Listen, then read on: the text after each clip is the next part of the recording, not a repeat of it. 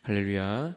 오늘은 창세기 38장의 말씀을 이 아침에 함께 나누도록 하겠습니다. 우리 말씀 속에서 또 하나님이 우리를 어떻게 사랑하시고 또 우리를 얼마나 어떻게 귀하게 또 은총을 베풀어 주시는지 우리가 깨닫고 그 은혜 가운데 이 하루도 승리할 수 있기를 간절히 바랍니다.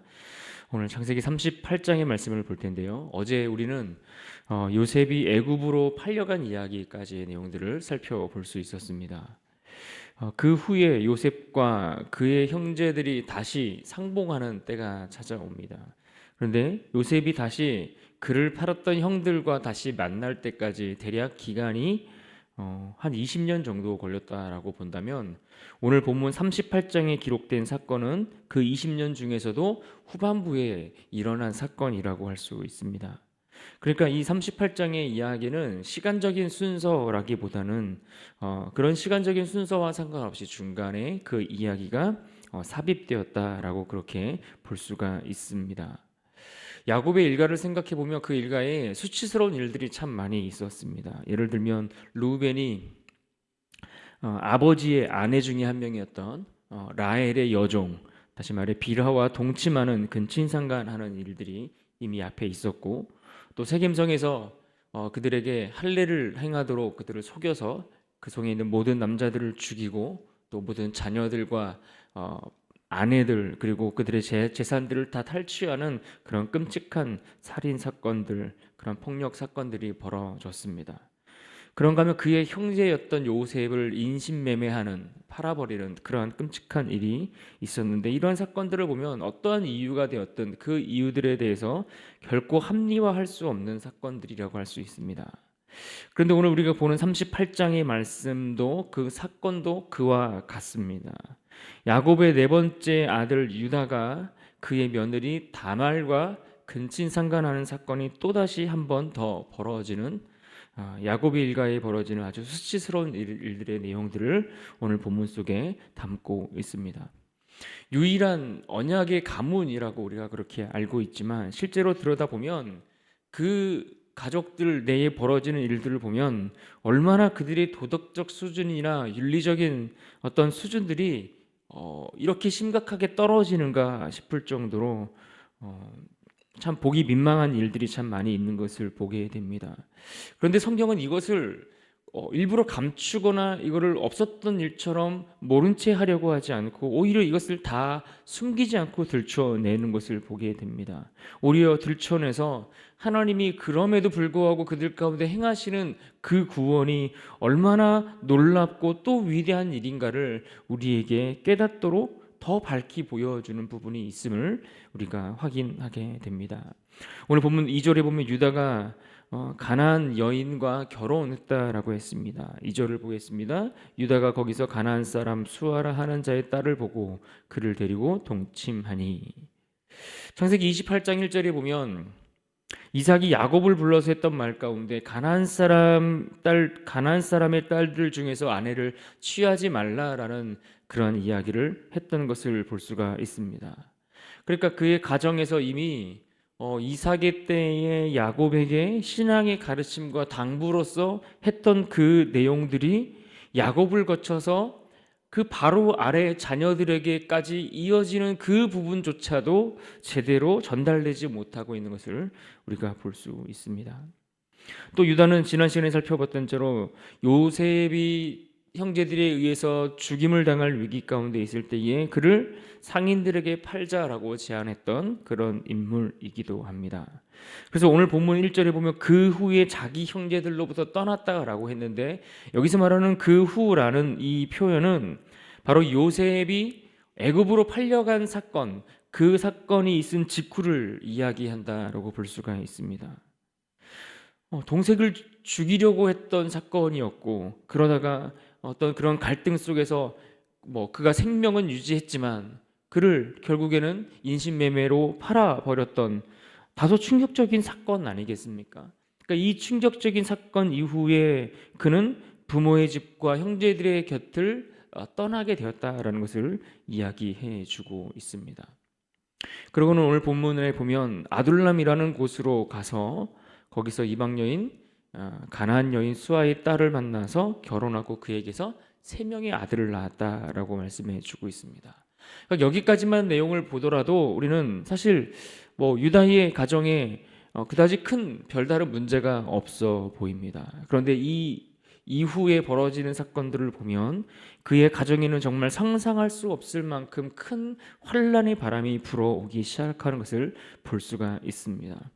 그가 이방 여인과 결혼하고 자녀를 낳고 그렇게 가정도 세웠지만 그의 가정에는 그가 머물러 있던 어떤 가나안 땅의 죄악들이 그 가정에 들어오기 시작했기 때문일까요? 어쨌든 걷잡을 수 없을 정도로 큰 어려움의 사건들이 연속되는 것을 보게 됩니다.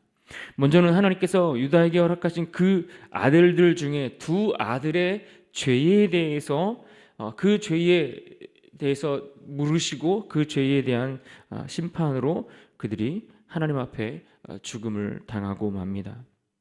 그의 첫 번째 아들이었던 그 아들의 이름은 엘이었습니다. 그는 다말이라는 여인과 결혼을 했다라고 말씀해주고 있습니다. 그러나 본문 7절에 보면 이렇게 말씀합니다. 7절을 보겠습니다. 유다의 장자 엘이 여호와가 보시기에 악함으로 여호와께서 그를 죽이신지라. 이 첫째 아들이었던 엘이 어떤 죄를 범했는지, 어떤 죄악을 저질렀는지 구체적으로 설명하고 있지는 않습니다. 하지만 분명한 것은 그가 하나님 앞에 죄를 지었고 그 죄로 인하여 하나님의 심판을 받아 죽음을 당하게 되었다라고 말씀해 주고 있습니다. 그런데 그가 죽을 때에 자식이 없었습니다. 자녀가 한 명도 없는 상태로 세상을 떠나게 되었습니다. 그럼 누가 홀로 남습니까? 그의 아내가 홀로 남습니다. 이방 여인이었던 다말이 홀로 남겨지게 되는 겁니다.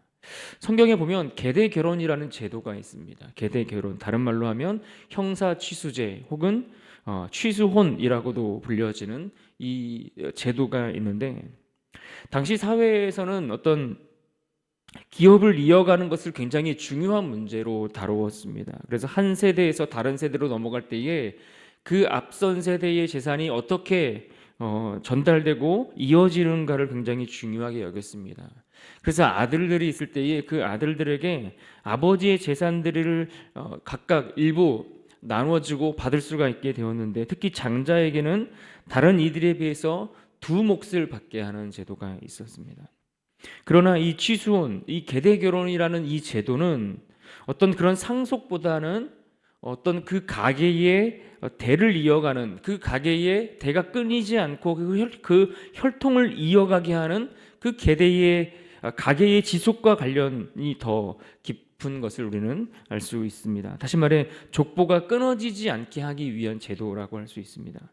신명기 25장 5절로 10절 말씀에 보면 이와 같은 말씀들이 나오는데, 모세를 통해서 선포됐던 이 제도는 결혼한 남자가 자녀가 없는 상태로 죽게 되었을 때에 그 남편의 형제들 가운데, 결혼하지 않은 형제들 가운데 그가 이 죽은 자의 그 형의 아내와 동침을 해서 죽은 자의 후손을 이어주는 의무가 부여되는 그러한 제도였습니다. 이것을 모세가 선포하고 명령했던 것입니다.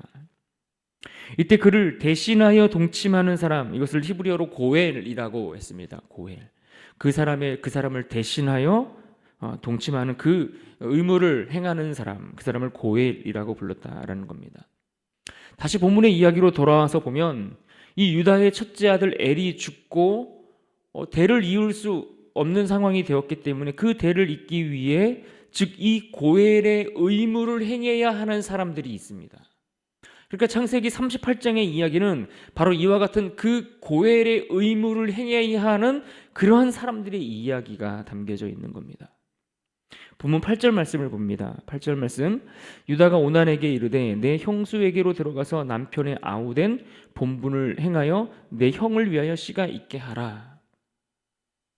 그러니까 지금 유다의 둘째 아들인 오난에게는 죽은 자기의 형을 위해서 그가 감당해야 될 그의 의무와 책임이 있었다라는 이야기입니다.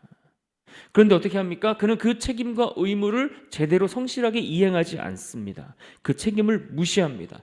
그래서 다말과 동침하기는 했지만 고의적으로 다말이 임신하지 못하도록 행동을 했던 것입니다. 그러니까 그는 자신의 욕구만 채우고 그가 감당해야 될 책임에 대해서는 지지 않으려고 했던 그런 그의 행동들에 대해서 하나님이 보시기에 악했다라고 10절에서 기록해 주고 있는 것입니다. 따라서 결국 하나님 보시기에 악을 행하였던 이 둘째 아들 오난도 결국 하나님의 심판으로 죽음을 맞게 됩니다. 그러니까 그는 그의 형의 가족의 대를 이어가는 일에 도무지 아무런 관심이 없었다라는 것입니다. 왜 그랬을까요? 이 오난은 자기 머릿속으로 계산을 했을 것입니다.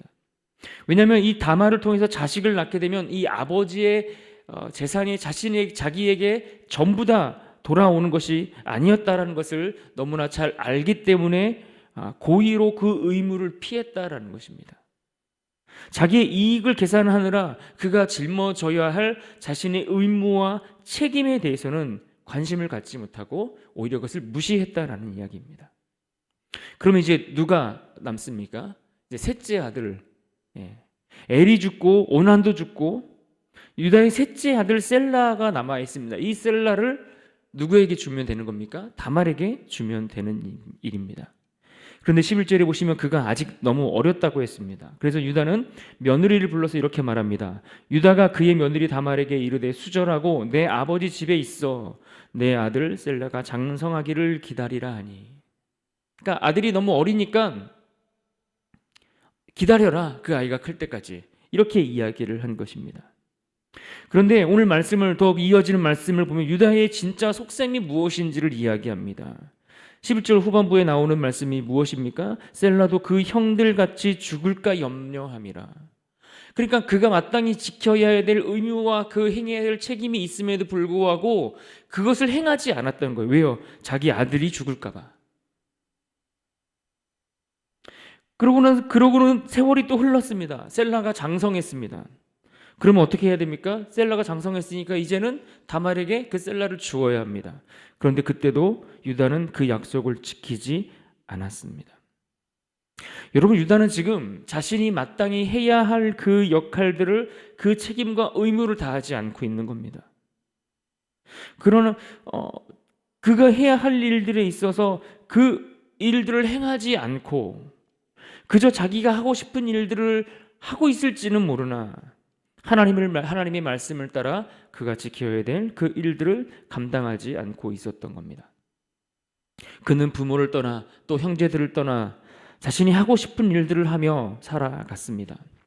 그러나 자녀들을 말씀이 아닌 세상의 방식과 가치관들로 가르쳤던 결과들이 사실 오늘 본문 속에 다 드러나고 있는 겁니다. 그런데 오늘 본문에는 이 유다와 달리 전혀 다른 유형의 또 한 사람을 우리가 보게 되는데 그녀의 이름은 다말입니다.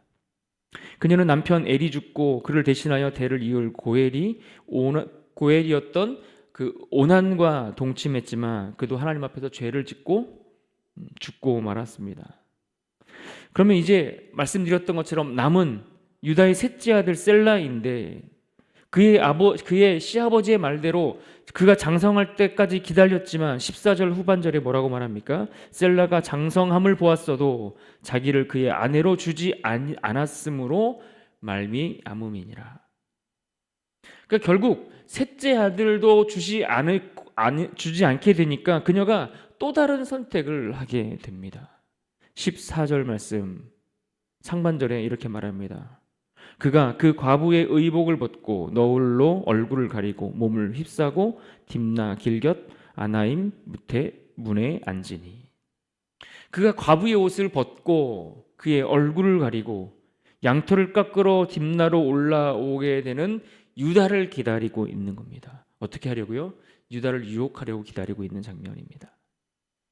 그런데 생각해 보시죠. 그때 이 다말이 그 유다를 기다리고 있으면서 어떤 생각을 했을까요?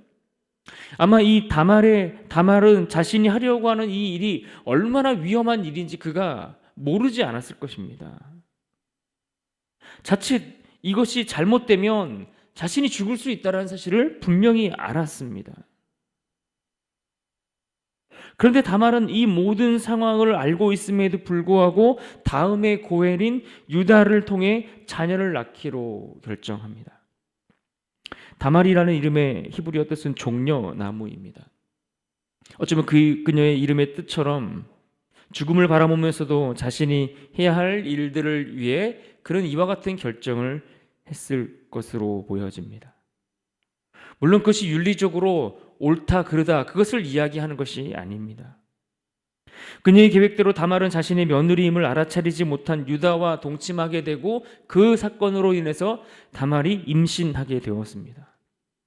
그러니까 이 사건은 지금껏 하고 싶은 대로 살아왔던 그 유다의 인생을 완전히 흔들어 놓는 아주 충격적인 사건이 되는 것을 볼 수가 있습니다. 24절 말씀을 봅니다. 석 달쯤 후에 어떤 사람이 유다에게 일러 말하되 내 며느리 다말이 행음하였고 그 행음함으로 말미암아 임신하였느니라. 자신의 며느리 다말이 임신했다는 소식을 유다가 듣자마자 분노를 감추지 못합니다. 그래서 유다는 즉시 다말을 심판하려고 24절 끝에 이렇게 말합니다. 그를 끌어내어 불사르라. 그러니까 유다는 지금 다말을 끌어내어서 불태워버림으로써 자신의 가문에 지금까지 있었던 모든 수치를 다 그 명예를 회복하고 싶었던 모양입니다.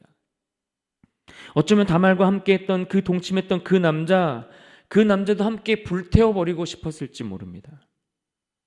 그런데 자신의 눈앞에 다말이 내어 보였던 그 세 가지 물건을 그가 확인하게 됩니다. 25절입니다. 여인이 끌려 나갈 때에 사람을 보내어 시아버지에게 이르되 이 물건 임자로 말미암아 임신하였나이다. 청하건대 보소서 이 도장과 그 끈과 지팡이가 누구의 것이니까 한지라. 그 물건을 본 순간 유다는 어떤 생각을 했을까요? 아마 숨이 탁 멎지 않았을까요? 아마도 그 도장이 자신의 것이라는 그 물건들이 자신의 것임을 확인하게 되었을 때에 그 물건이 어떤 역할을 하지 않았을지라도 그 자체가 유다 그 자신을 고발하는 것이 되었을 것입니다. 그는 그의 아들 오난에게 본이 되지 못했습니다. 둘째 아들 애를 하나님의 자녀로 양육하는 일에 실패했습니다. 그리고 그가 책임져야 할 책임을 다하지 않았던 그 이기적인 죄인이 바로 유다 그 자신이었다는 사실을 오늘 성경이 고발하고 있는 것입니다. 그래서 유다는 26절에서 이와 같이 이야기하는 겁니다. 유다가 그것들을 알아보고 이르되 그는 나보다 옳도다. 그는 이 고백을 할 수밖에 없었던 겁니다. 그는 나보다 옳도다. 지금껏 내가 하고 싶은 대로 내가 원하는 것을 얻기 위해 하나님의 자녀로 살아가는 삶을 포기하고 신앙의 본이 되어 자녀들을 제대로 양육하지도 못하고 더 나아가 하나님의 백성으로서 그 대를 이어가야 할 그 책임과 의무를 무시하며 살아왔던, 그저 내가 하고 싶은 대로 살아왔던 나보다 차라리 시아버지를 통해서 죽은 자의 남편의 대를 이으려고 했던 그 열심, 자기의 하고 싶은 일보다 해야 할 일들을 위해 끝까지 저버리지 않고 선택했던 다말 그 여인의 선택이 옳았다라고 그는 고백하고 있는 겁니다. 결국 그런 의미에서 그녀는 자신의 목숨을 내놓고 혈통을 끊어지지 않게 하려고 했다라는 이야기입니다. 그런 점에서 다말을 칭찬할 수 있다라는 것입니다. 그렇다면 오늘 본문이 왜 갑자기 요셉의 이야기 중간에 끼어들었을까요? 정확히 말하면 이것은 끼어든 본문이 아니라 의도적으로 성경이 그렇게 이야기를 펼쳐가고 있는 겁니다. 왜냐하면 성경 전체 시작부터 끝까지의 내용을 전체적으로 본다면 성경에는 이와 같이 대신하여 그 의무와 책임을 짊어지는 그 고엘의 역할을 하는 그러한 사건들을 통해서 하나님이 일하시는 내용들이 기록되어져 있는 것이 성경의 이야기이기 때문에 그렇습니다. 어쩌면 여호와의 은총에서 너무나 멀리 떨어져 나갔던 유다였지만 그러나 하나님의 한없는 은총을 그가 벗어나지는 못했음을 우리는 보게 됩니다. 계속되는 이 유다의 세속적인 사고와 그 타락한 그의 삶에도 불구하고 하나님이 어떤 계획을 가지고 계시는 겁니까? 이와 같이 수치스럽고 이와 같이 말도 안 되는 그의 가문을 통해서 그를 향하여 여전히 쏟아붓고 계시는 하나님의 은총을 생각해 보십시오. 거룩한 것이라고는 도무지 찾아볼 수 없는 그 유다의 계보 속에서 하나님은 놀라운 계획을 가지고 그 일을 이어가시려고 하는 겁니다. 오히려 그 부도덕한 그 계보를 오히려 가장 복된 계보로 바꾸시는 하나님의 놀라운 은총을 우리가 보게 됩니다. 어떻게 그 계보 속에서 장차 예수 그리스도께서 탄생하게 됩니까? 이것은 말도 안 되고 이것은 상상할 수도 없고 기대할 수도 없는 일들 아니겠습니까? 그런데 하나님은 그러한 일들을 하고 계시더라는 거예요. 그 자기가 하고 싶은 일들을 위해 쫓아가고, 그래서 신앙의 의무와 책임도 다 져버리고 있는 그의 가정을 하나님이 오로지 택하셨다는 그 이유 하나만으로 하나님의 놀라운 은총을 그에게 부어주고 계시는 것을 우리 말씀을 통해 보게 되는 것입니다. 그런데 그 놀라운 은총의 하나님은 오늘을 살아가는 저와 여러분의 삶에도 동일하게 찾아오시는 줄 믿습니다.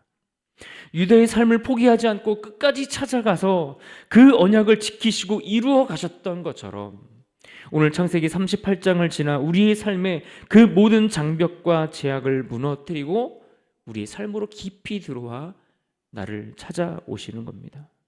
그러므로 오늘 우리가 이 아침에 주어진 본문의 말씀을 통해서 이것을 기억하고 붙들면 좋겠습니다.